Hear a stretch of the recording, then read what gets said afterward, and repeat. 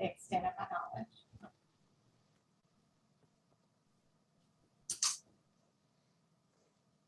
Recording in progress.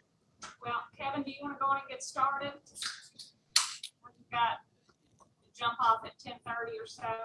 Yeah, I've got to get off at about 10:20 to get into this state agency meeting. So we just have me and Monty.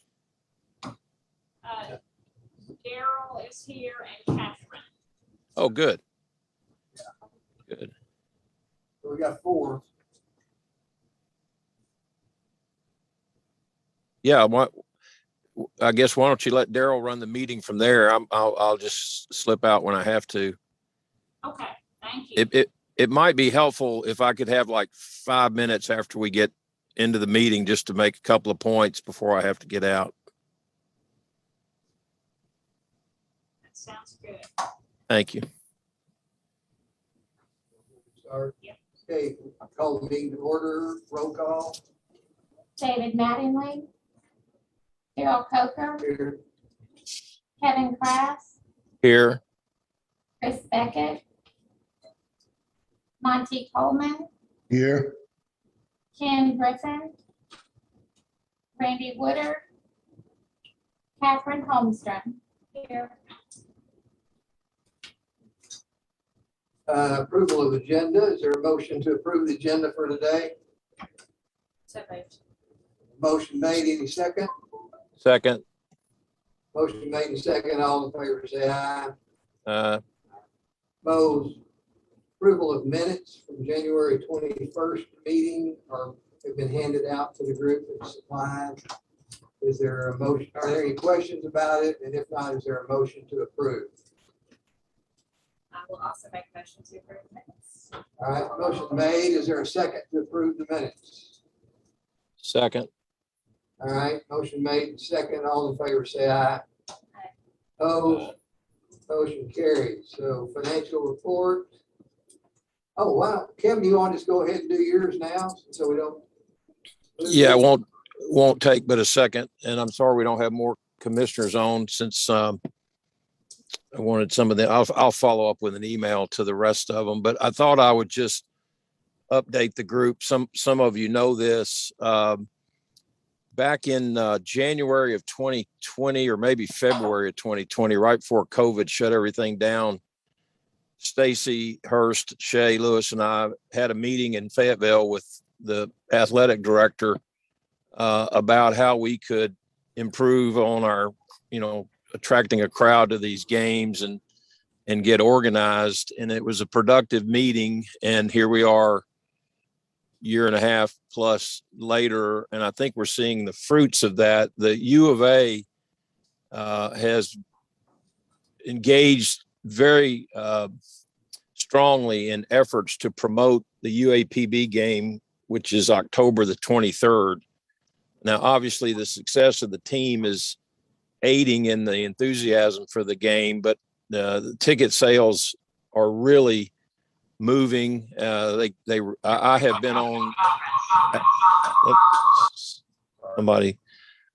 Justin and John Latch have been on several calls. We have weekly calls with the university to get updates on their promotional efforts. And then we are helping them locally by connecting them to various local folks, including Gabe Holmstrom, Catherine's husband, at the Downtown Partnership to get the food trucks, and Gretchen at Convention and Visitors Bureau. They're working on a pep rally in the River Market on Friday night. At any rate, the point is a lot is going on to promote this game, which I think is the direct result of that meeting we held. So I give credit to the university. They're throwing a lot of resources at this. The ticket prices are very reasonably set.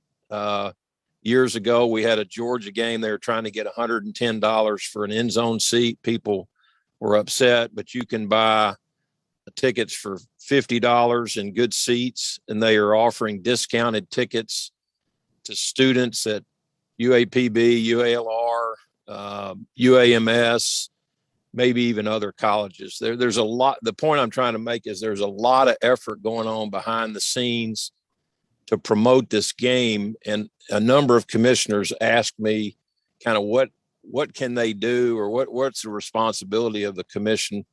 And I would say if you want to get involved in any of this promotional effort, let me know. There are lots of opportunities to engage with the U of A athletic department. This is the first intra-state game in a long time. I mean, they used to play Ouachita and Hendricks and people like that, but in the modern era, this will be the first intra-state game with a very close opponent that'll bring a great fan base. They are bringing the UAPB band, and there will be a joint performance, as I understand it, with the U of A band. So that will attract a lot of people.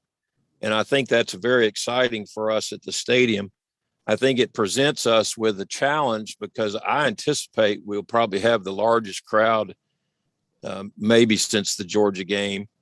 And, we just need to make sure that we're ready to handle the things that we're responsible for, the parking and the concessions and traffic flow and things that our fans get upset about if we don't come through. So I know the staff is working hard to be ready. And, unfortunately, when the U of A calls occur, they often put additional responsibilities on Justin and John and his people. And that's why I think there may be opportunities for commissioners to help if you're interested and want to do that. The other thing that's going on is the National Junior College Championship is now scheduled for December, I believe, the 17th. Justin, is that like a Friday night? And there's a committee that meets regularly by Zoom, led by Gretchen Hall's team at Convention and Visitors Bureau, that is trying to do all we can to make that a special event for the teams, the National Junior College Association, and the stadium and the city. And again, if commissioners want to get involved in that effort, let me know. So those are things that I just wanted y'all to be aware of and invite you to participate in. The third thing that's not related to those two that I just wanted to raise, and y'all can discuss it maybe after I leave and make a decision, but the stadium has had a history of a committed, I call them volunteers, but I guess we pay them on a part-time basis to help us staff events. And they a lot of times become face of the stadium. People recognize them and they're very dedicated. They're out there no matter how cold it is, how wet it is. We lost one of those key people last month, a gentleman by the name of Dwayne Yarbrough, known to everybody as Big D. Big D manned the home team gate on the northwest corner. And he worked for the Attorney General's office, very, very well known in the community. And as an indication of what the stadium meant to him, his family held a memorial service for him in that northwest corner gate. It has been suggested to me that we recognize his service in some way. And one idea is to place a permanent plaque on the wall outside that home team locker room that recognizes his service. I don't know if that's a recommendation that the commission can make to the Stacy and her department and have them act on it, but it would be my recommendation that the commission honor the service of Dwayne Yarbrough with that plaque. It would obviously be done very tastefully and fit in there. So those are the three things I wanted to highlight before I have to get off, and I appreciate everybody's service. I'm sorry that this conflict arose. I was clear this date, and then the Department of Agriculture decided to have a significant hearing on a matter I've got to handle for a client. So I got to get in there in a few minutes. Happy to answer any questions. Kevin, let me ask you something. It's not about what you just shared, but it occurred to me if we do take any action items today, other than approving presentations, there's 8, there's 4 of us here. Do you know if a quorum is 4 or 5 of us? You know, I guess it's 5, so we'll probably have to get somebody to weigh in on it. Oh, I'm hearing that it's 4. Oh, okay. All right. For y'all's information, Jim Andrews is our general counsel Oh, for the okay. department. All right, thanks. All right, so it's 4, Kevin. Okay, then we can act. Yeah, Hey, Kevin, I will just say, I didn't know Big D, but I've seen things all over Facebook, Instagram of like people making comments about him. All ages, all ranges, so he clearly had a huge impact. So I'm sorry for his loss. So, but yeah, seemed like a really, really neat guy. Yeah. very good. Thanks for all the comments. Evan, you got anything Okay. else? I don't think so unless anybody has a question about the U of A game or any of that. I hope we do have a record turnout. I think the success of the team this year is definitely going to help a lot of that. That and hopefully good tailgate. Yeah, I guess one thing I might mention, because y'all might get questions, you can buy tickets to the game if people in the public ask about this. As I understand it, you will be able to buy them in person at the stadium starting Monday in the ticket office. So there'll be publicity about that. You can also go online to the ArkansasRazorbacks.com and there you can buy single game tickets there and they will ship them to you. So we're going to be pushing that information out via the media. Both U of A will do that and Parks. So, but you may get asked, hey, how can I buy tickets? And those are the 2 ways.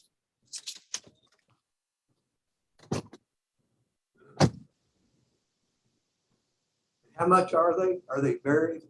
They vary, but I looked online the other day. I mean, you can get in between the 20s for $50. That's a pretty reasonable price. And then student tickets, we've always had trouble getting U of A students down to these games since there's just one, and that sections 1 or 2 over there in the northeast corner have been empty.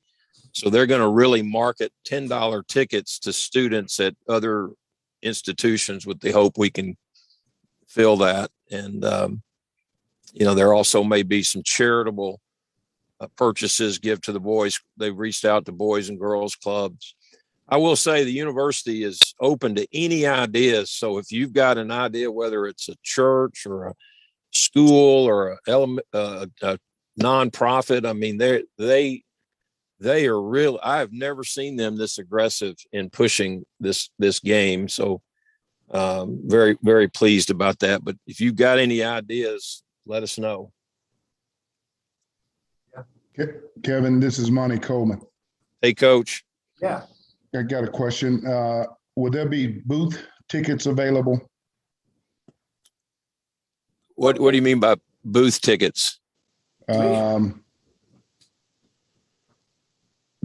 boxes. Oh, the boxes.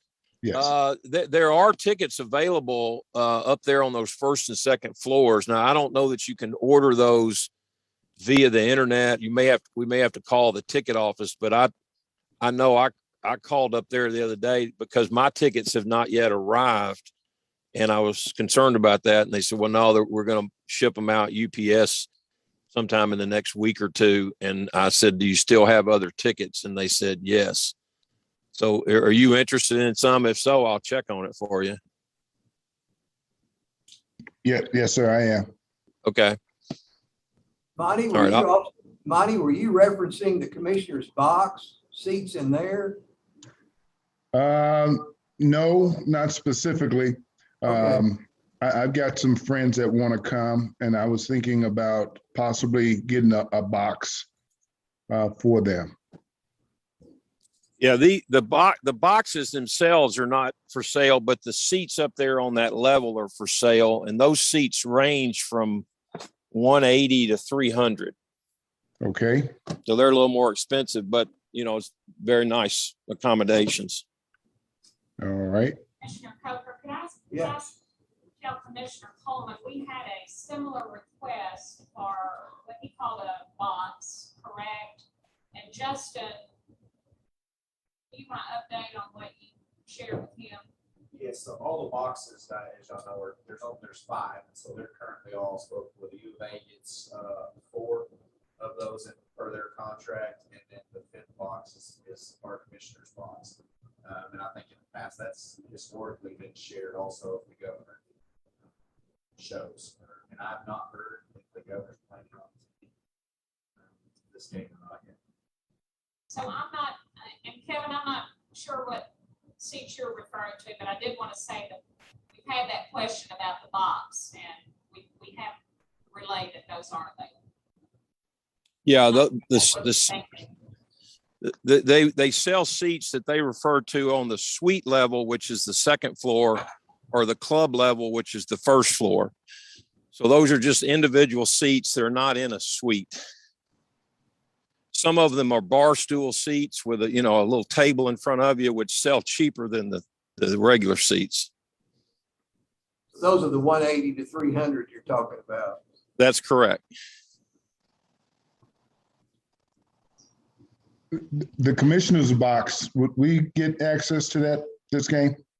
Yes, Yes, there's two passes per commissioner. yes. 2 passes. Uh-huh. Thank you.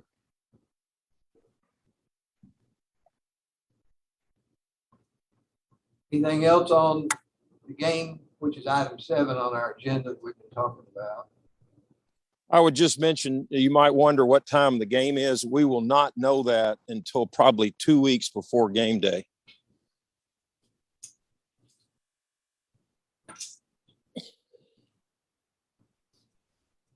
Okay. And we don't know what network we'll choose it then, probably SEC. Yeah, we won't know until the 2 weeks.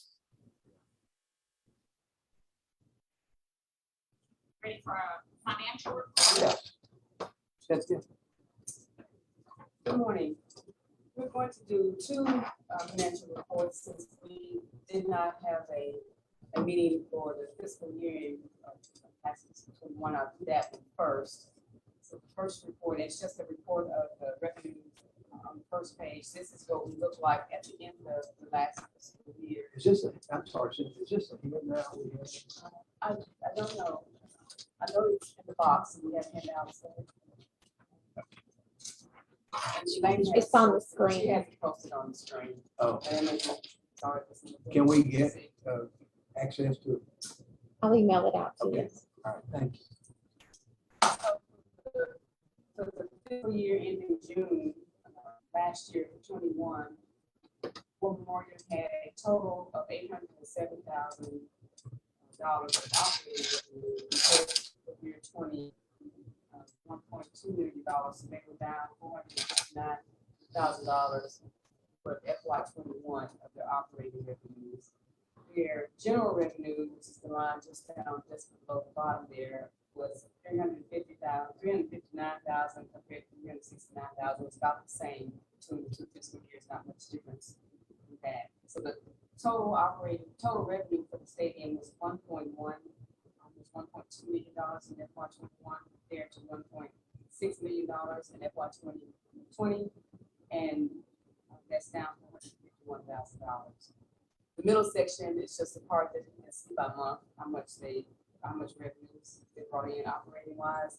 So if you go to the bottom of that page, Elaine, near the bottom, that shows the revenue by source, how they revenue was earned. This is just their operating revenue. This is not anything that you are, so that you can see it is sorted by fiscal 21.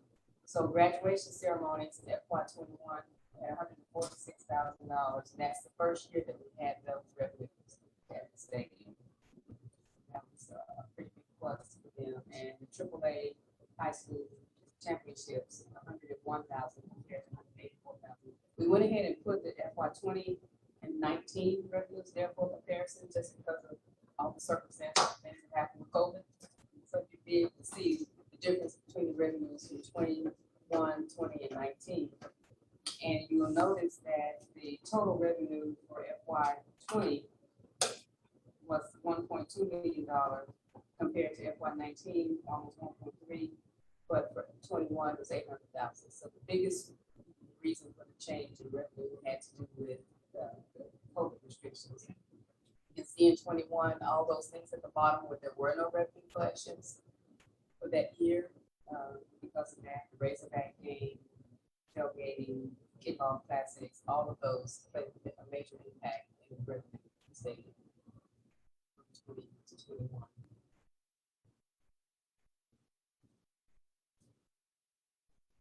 So the next page is just a summary of the operating expenses for June, as of June in 21 compared to 20. And you can see the revenues were down, but we also reduced the operating expenses from 21 compared to 20. Our operating expenses were down $800,000. And we had the biggest part of that was M&O. Maintenance and operation expenses were down $290,000, and that's just because of decreased spending. The construction of the $254,000, that was the money that was spent for the press box area. I mean the locker room. The locker room. It was the Command center. Command center. Yeah, that was money that they had received for the command center for that year. And then resale operations spending. So although our revenues were down, we reduced our spending less than what we reduced our spending more than we reduced our revenues. Because of that, the bottom part, the next part, you can see that we actually had a higher carry forward balance in cash. So in 2020, we only had a $91,000 carry forward balance in cash, but in 21, we had $271,000 that we started the year with. We had a certificate of deposit for $205,000 that we cashed out. So that went back into the cash account for the savings to be to use for the year. So that's the revenue and expenses for FY 21 compared to 20. Are there any questions about that? Did we cut the personnel substantially to get that big of a drop off in expenses? The salary, the personnel expenses did not change very much. If you go up a little bit on that page, same page. You see that regular salaries, they did go down. Extra help costs did. So we cut back on the extra help staff. That's what you see, $69,000 decrease in extra help. But for regular salaries, regular employees, no. So that would have been part-time people or project related people. Part-time. And in that same section at the top, you can also see that parks, those expenditures of $1.2 million is what was spent from the War Memorial's revenues.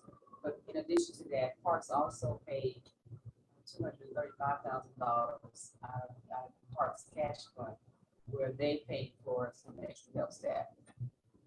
So War Memorial has its own budget, has its own fund. They have their own general revenue account, and they have their own cash fund account.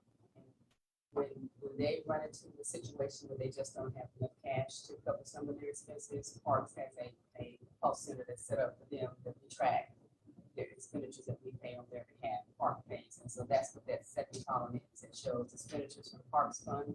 So you see that part of the extra help was paid from the park staff. So all the extra help wasn't cut totally. So actually, it was a decrease of what War Memorial paid. Parks paid $137,000. So that really Part of that, Commissioner, too, on the decreased M&O expenses is regular salaries and extra help salaries.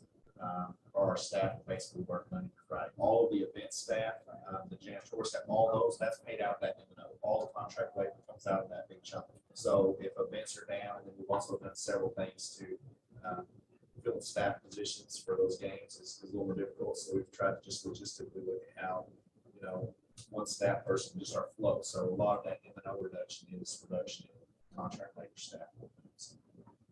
How are we doing that? As far as being able to get Monetarily. we're doing good now.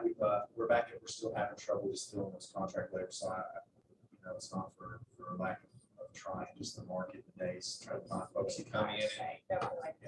Yeah, They're- no, absolutely, and trying to get folks to come in and commit to work at a name or event, so we're gonna see that, I think numbers stay low or down a little bit.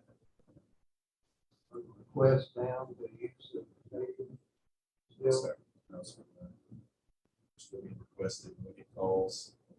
They've had it every weekend until December, except for this coming weekend. requests for usage. do they ask a lot about the masking or what the policies are, code? Not so much anymore. We did, in spring, kind of in that transition time. We were getting a lot of questions about that. That was what was driving a lot of business to us, being a open air facility, but not so much anymore. Do you think, like, I mean, obviously the graduation events were huge, this spring, you know, I think so. spring. I think we've already had, I'll talk about it a little bit. I think we've already had 5 of the 9 schools. Rules on dates already to come back next year. So And the next report is a summary of what the stadiums look like as of the end of August. So for the first 2 months of the fiscal year, their revenues are up compared to the same time period last year. They're up about $45,000, which is a 32% increase from the previous year. And the bottom part will show the events, comparison by event. Softball this year was compared to last year. It's my events, just to see if they're up compared to $43,000 compared to last year, which is $12,000. Raceback tailgating, $40,000. Soccer, $15,700 this year. Last year. Although FY 22, the revenues are up for those 2 months, 180 compared to FY 21. If you compare 22 to 19, you can still see that it's still about half of what was there in FY 19. So we're headed in the right direction, but still a long way to go to get to. Is there a Razorback game in that 19? Yes. That would have been the last time we had Missouri here, Thanksgiving. And the next page is a summary of their expenses for the first 2 months of the year. You see that they're pretty stable, pretty even. The increase in expenses is in M&O, which would track along with the fact that the events are going up. Yeah. Those operating expenses that Justin referred to, for those contractors we paid out of M&O. So you see the biggest increases in expenses. The resale expenses, of course, are also what's like to cover them. So that's, and the bottom part is our cash fund at this point right now. Our cash fund balance as of August is right at $188,000. What we've got to operate with.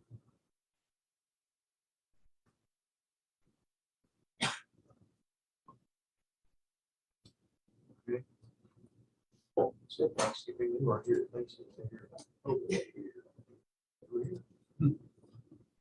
Anybody got any questions? I guess Kevin's logged off. Monty's still on.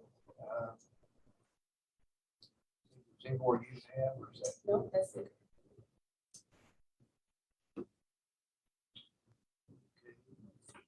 We do an approval of the Yeah, I'll take financials. What? Make a motion to approve financials. I'll make a motion to approve Yeah. the financials. Thank you. So, I'll second. We're making a good team. Yeah. All those in favor say aye. Aye. Opposed. Carries. Okay, 6, construction and renovation. Who's handling that? Jeff King.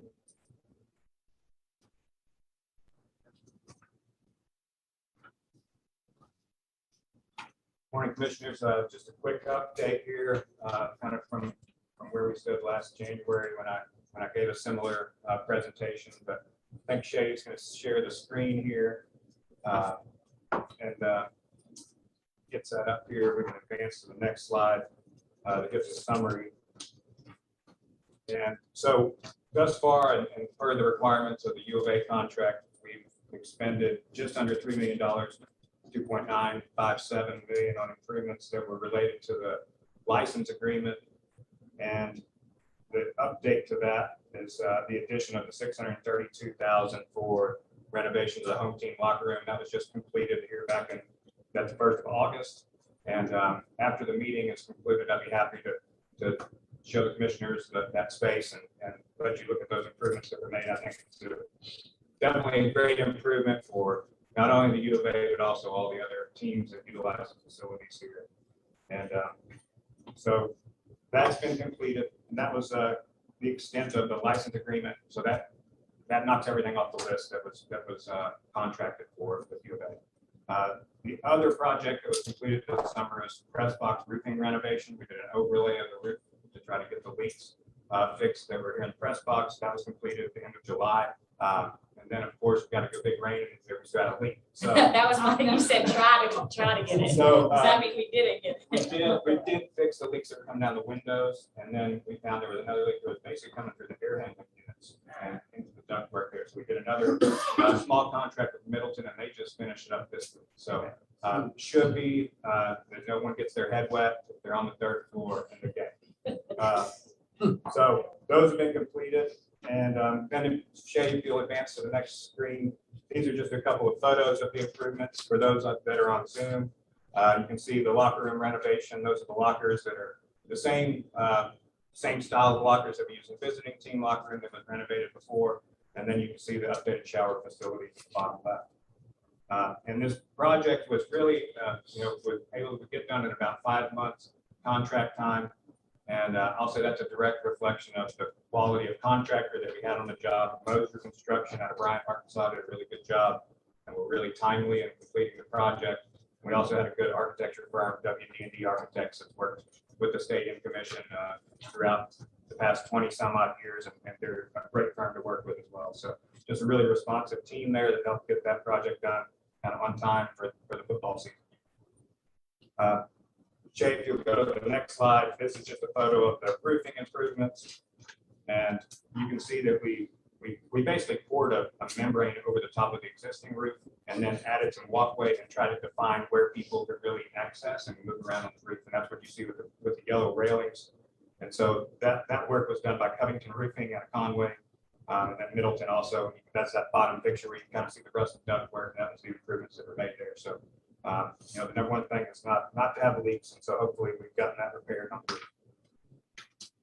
The next slide is really what we have planned for the future.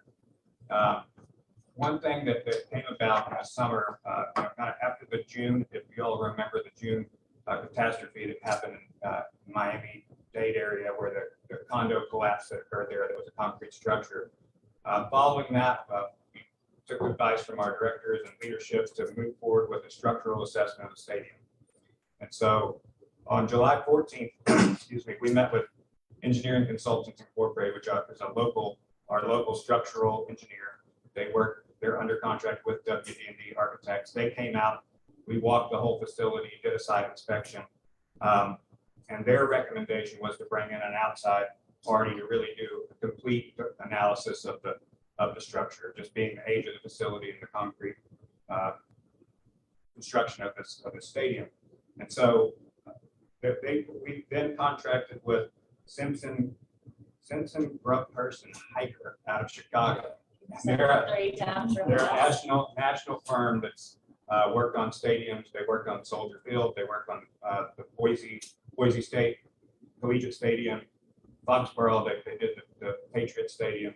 They've done a lot of. They're a national firm, and so I actually saw them when we pulled up. They're here this week. They started on Tuesday and working Tuesday, Wednesday, and today.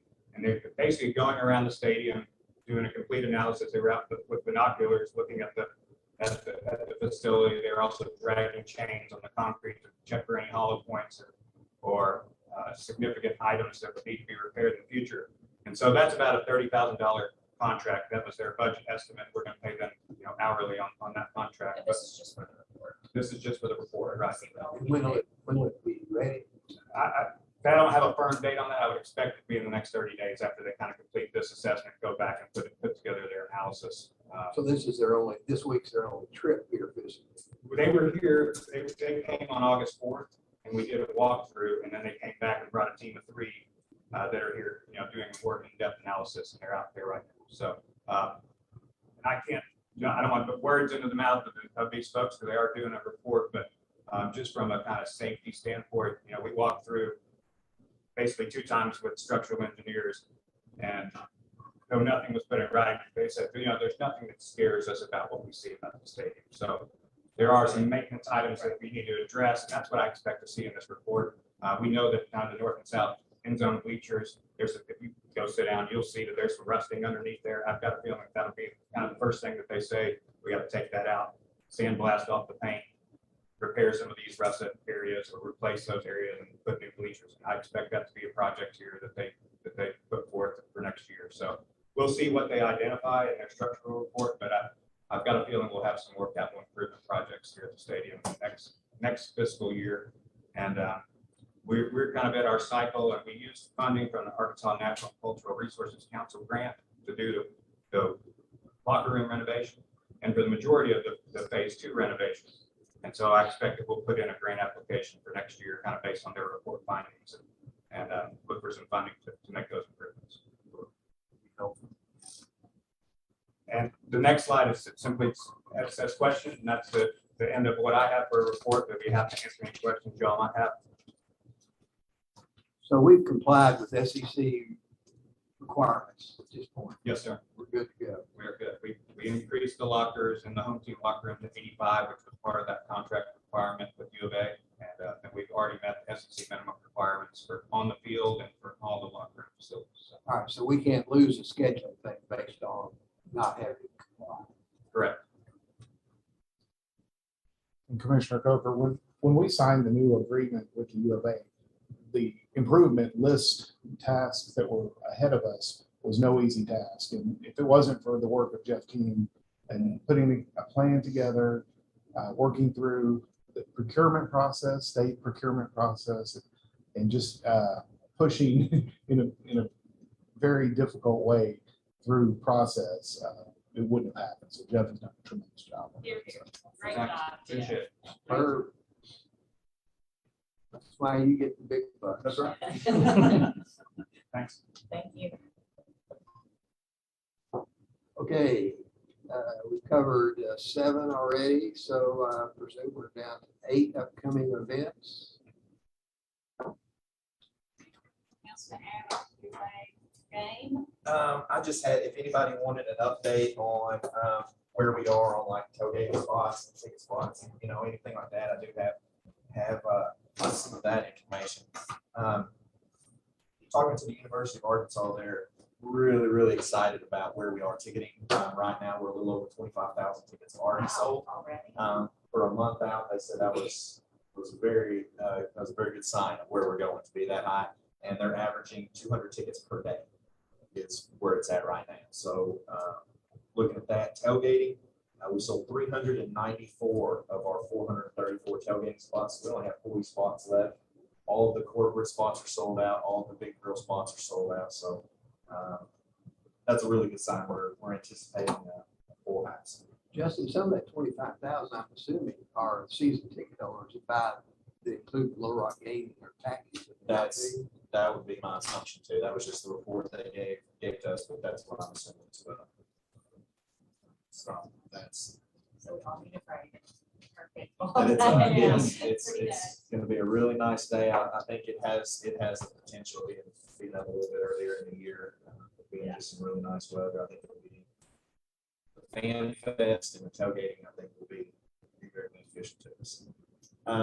Before I go into updates on future events, I would like to introduce some new staff that we have on events. We've had some new positions, and we've got Mark Pike over here. He's our new event marketing manager. Mark's worked at the stadium. How long have you been here? 5 years. He was on maintenance, and Mark has been the one responsible for all the paint on the field. Just an incredibly talented individual. So the Razorback end zone, as good as that field look, that's all Mark on that. And he's moved over to help on the event and marketing side of things. And we give an update too on sponsorship. The very first week on the job, he asked if he could do sponsorships and do that, and he sold a $10,000 sponsorship. We got him under, so we got a quarter panel his very first week. He hit the ground running. So Who was that? Arkansas Urology. Arkansas Urology. And they're getting their I sign. see so much money come out back out. So we're excited. And then we've got Michaela Durrell. She's an event assistant and works at the front desk, and she's been phenomenal helping answer phone calls and coordinating all the catering for the University of Arkansas. So we're super excited to have both of them. So none of this that we're about to talk about would be possible without them. So just kind of a brief overview of what we've kind of done. There's some numbers there. You can kind of go through a breakdown of events per month, kind of where that's at for this year. Looking back and comparing it to years past, the number of events is up a little bit from where it was obviously last year with COVID, but not as much as you would think. Most of that decrease that Cynthia talked about is about the same number of events, because we were still having events because we're open air, but fewer people were attending those events. So the events were here, they were open air, and we're slowly starting to see people feeling more comfortable wanting to get out. So the attendance is actually going up with those. So, you can just see just a few photographs for that, but just a few events of note, just to remind that since the last, we had the Southern Athletic Association, their football playoffs. That was something Commissioner Coker was really involved in. That was 2 days, 4 football games, and that was a huge success. Kind of neat to see a bunch of teams play that haven't normally played here. And we actually, you'll see on the upcoming is Kendricks is playing Millsap again this year, and they plan to be back every single year, they said. Yeah. So we'll at least Yeah, I think Coach Bucks is keen on coming back. yes. So it worked out. We were really happy to host that and provide that for them. But there's just kind of a list of what all we've done. Had a lot of football camps, a lot of soccer camps. I would like to talk just a little bit, give y'all a quick update on the graduations. If y'all want in your packet there's a breakdown. You can look at it later. But the staff kind of really sat back this spring, and we're looking at, with COVID, where's our opportunities? Where's our missed opportunities with COVID? And we heard that Simmons wasn't doing any events at the time, and a lot of the schools were really kind of looking for places to host graduations, and they were doing them on their home football field. So the event team at the time just started cold calling and calling schools. And we ended up having 9 schools. We had 7 high schools and 2 colleges. I didn't realize y'all had Conway. We had, it was a lot. Yes, it had Benton, Cabot, Bryant, Conway, Sheridan, all 4 Little Rock high schools. And these weren't actually part of this, but that's a difference in that revenue. We ended up having UAMS and Baptist School of Nursing. Those were a little bit smaller, but we were still really excited to have those as well. And just started cold calling and got these schools and sold all of those. So in 6 days, the stadium, we put together a little, and we can share this too if you want, but you just want to scroll down through that. So over the course of 6 days. Did y'all sleep at all? Not much. We were here until 3:30. Yeah. Because it happened. So we were here, we had a Rangers soccer game, had to move their game to Wednesday night. So we had the stage load in and all that after the soccer game. We ended up having about 30 staff stay till 3:34 in the morning. And then the school showed up at 7 a.m. to start rehearsals for the first graduation that night. So it was a very, very busy few days, but put a lot of folks, and this actually really helps when you're trying to sell sponsorships and stuff like that. Because a lot of folks are really keen on Razorback game. If you don't have a Razorback game, but being able to communicate that, that's 54,000 people for a Razorback game, and the weekend over the course of 6 days put a little over 70,000 people in the stands on a regular basis. Not a one of them got rained out. Not a one of them got rained out. Wow. It was amazing. Yeah. Well, and I think that's played a huge role in most of them wanting to come back. Yeah. Because they didn't experience that. And It's like this all the time, right here. they were, There's no rain. the staff here at the stadium just did a phenomenal job of making them feel welcome and working with them. And they said, Simmons is not nearly as nice to us. They were just very, very pleased with the hospitality and level of service that they got here from all the staff. So really, really big kudos to them and getting those, just kind of thinking outside the box. on that. Then we had the NJCAA championship, was in June. The first one, then we'll have another one, like they said, in December. We did have a couple Arkansas Punishers. I'm not sure if anybody came to that. Semi-pro football came this spring. They've been talking about it for several years, but that came to fruition and had a few Arkansas Punishers football games. Soccer did incredibly well this year since they moved up a league. And then something to give John credit for is on the kickoff class, we kind of had a boy there since the buzz had pulled out. So we were kind of going to miss that revenue source. And he'd gone out, found two schools that were incredibly excited to play for us. That was Newport, Prescott, two schools that typically don't make championships. And so they're not here. We want to provide that for their student athletes. And let me pull up, I can tell you how many people attended. It blew our mind of how many folks actually attended that game, and they want to come back and make that kind of an annual thing for them as well. So almost 4,000 people for schools of that size. You have to travel this far. Again, they just said the staff and the hospitality said this was an awesome experience for their kids to get to come experience this. So, Justin, y'all charge the schools the same amount for graduation, or does it vary by what? Or? It varied based on their size, because there's a lot of, if you look through this breakdown, a lot of the expenses, they all split the stage rental evenly, but some of the smaller schools didn't have the same amount of, obviously, chair rentals. They didn't have the same audio needs, and they didn't require as much staffing. So it did vary from school to school depending on their size and the expected attendance. The one challenge we had with it is when we were talking and communicating and trying to plan these, it's really important that we get a estimated visitation, because that's how we plan our staffing and paying folks to figure out how it. So we talked to, I know Benton and Cabot, both of those for sure. We talked to them, and Benton had told us, what was Benton's number, that they said there's no way it'll be over 6. They said we typically are 5, maybe 6 at the most, and they had 9,000.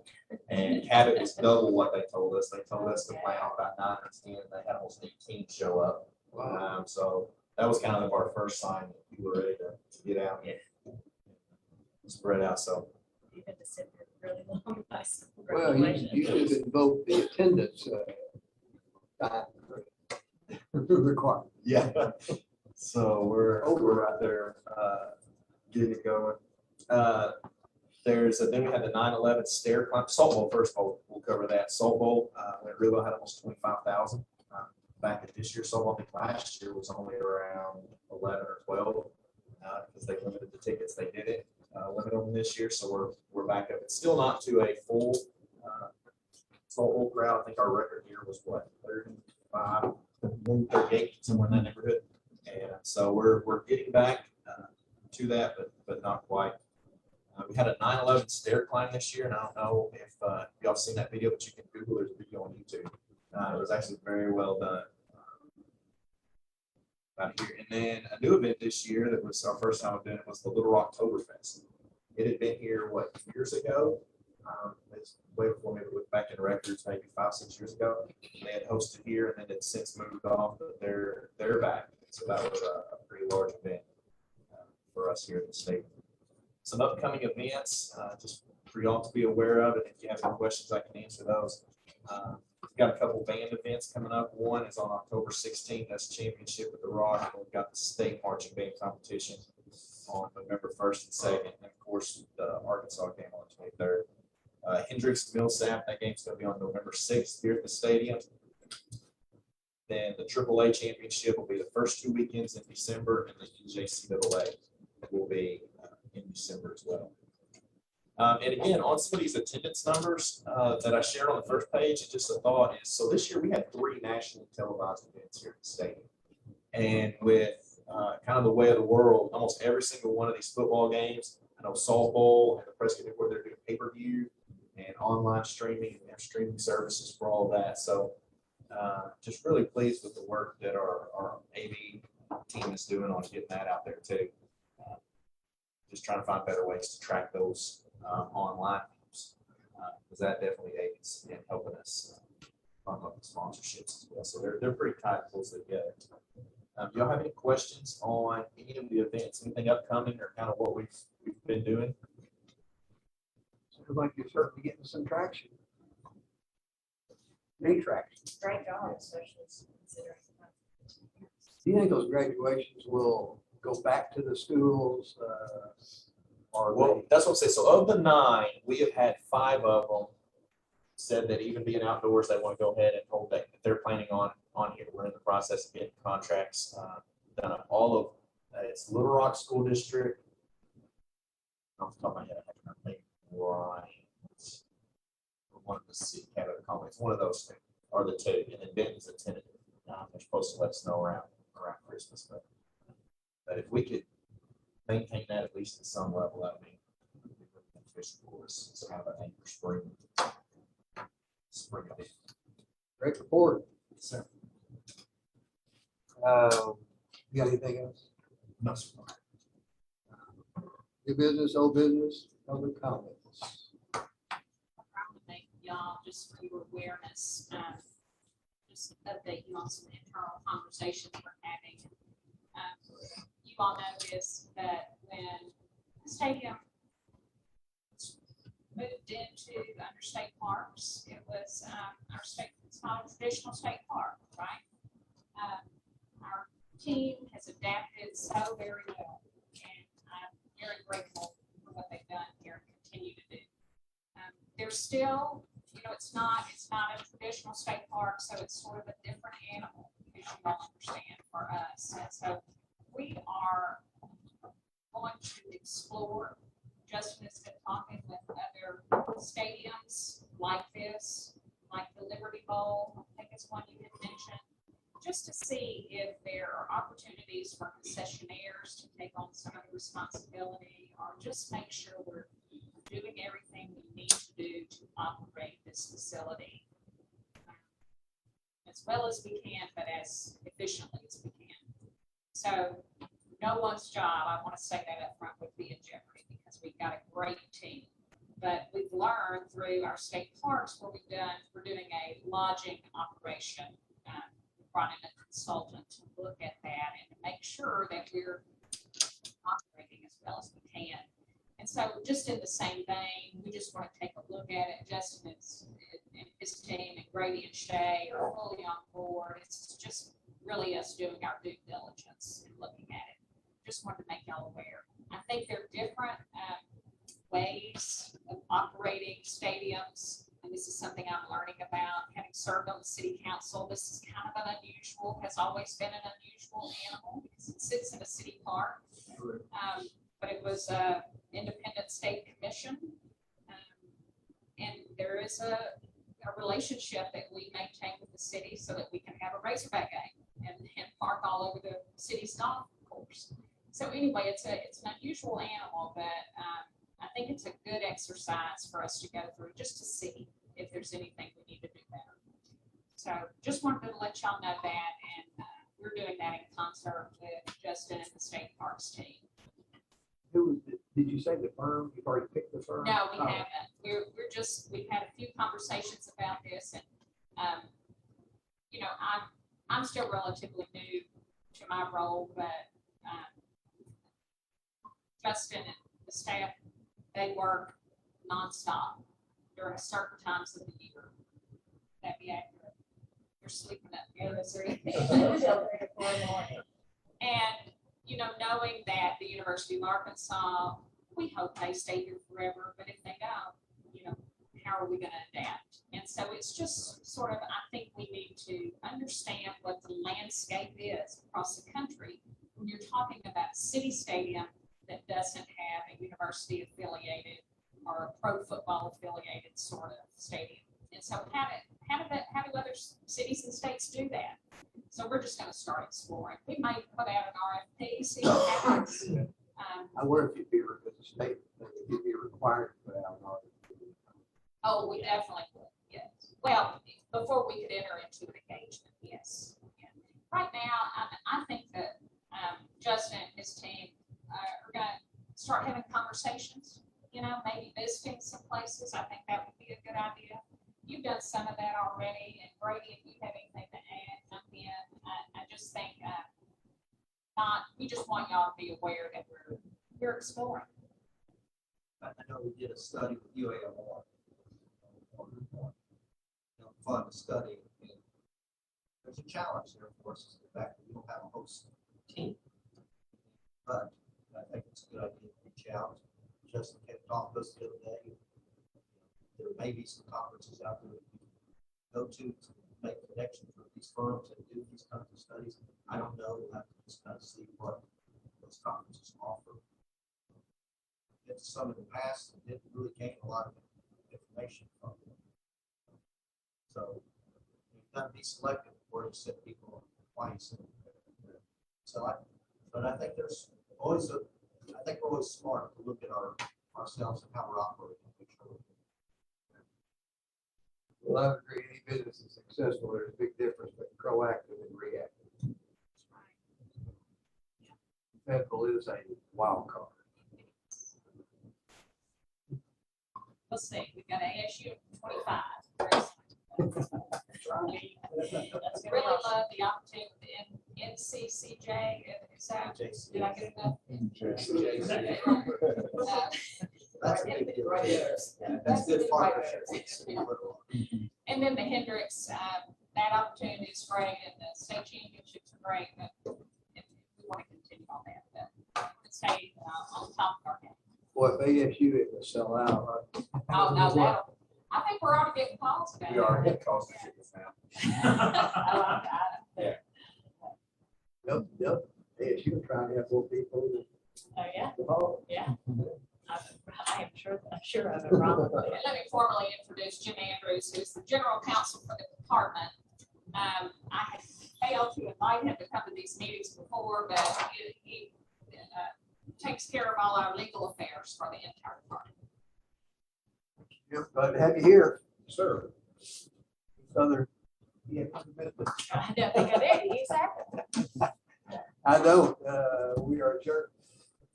Thanks, everybody. Thank you. Thanks, Daryl. You bet. Thank you.